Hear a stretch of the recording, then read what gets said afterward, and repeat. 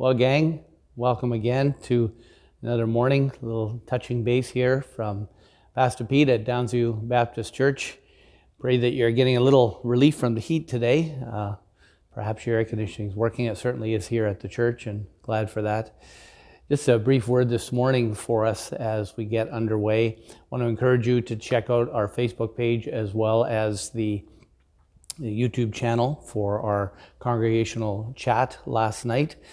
Grant Hallett joined me as we went over some of the details of his personal experience here at Downsview and the many years he and Bevan, the family, have been here, and how some of those aspects of church membership applied to him personally, and certainly how they can continue to apply in our own lives.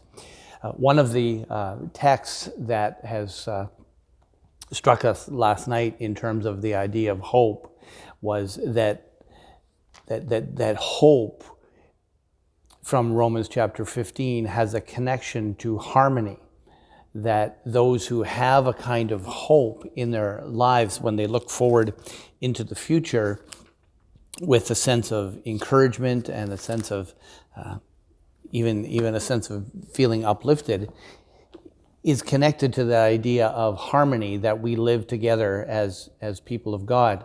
So that the encouragement and endurance of the scriptures, through them we might have hope, so that we live together in harmony with one another.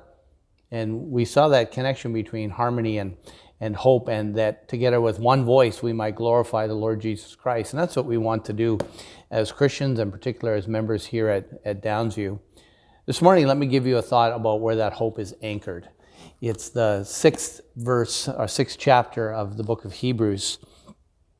In verse 9, 9 and following, all the way down to 19. Let me pick it up at verse. Let me pick it up at verse. In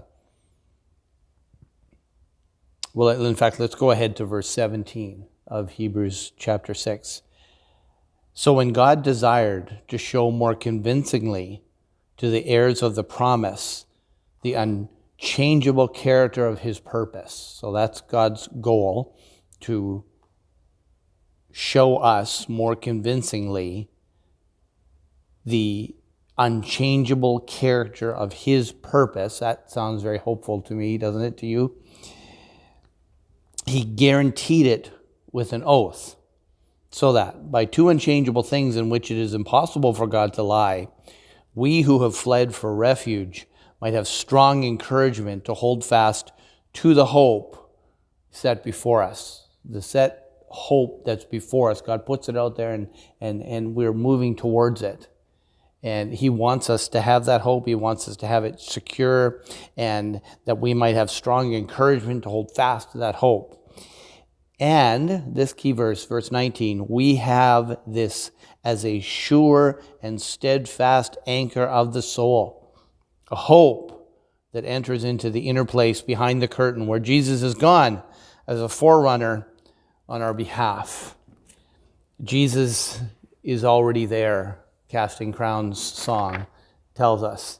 And as we look forward in hope, let me give you a word from one of our heroes here, Charles Haddon Spurgeon.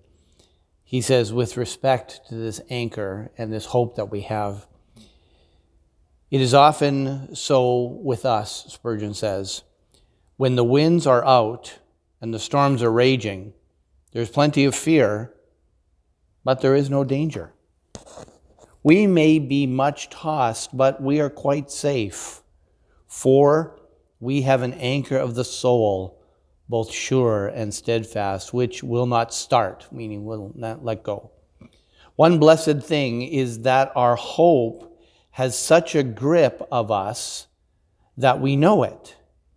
In a vessel, you feel the pull of the anchor, and the more the winds rage, the more you feel that anchor holds you.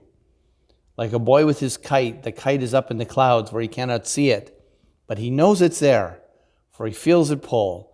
So our good hope has gone up into heaven, and it is pulling us and drawing us towards itself. Isn't that just a magnificent word today?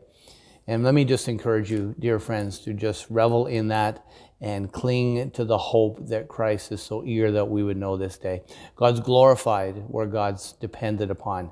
And so glorify him in your dependence this day, friends. Cheers.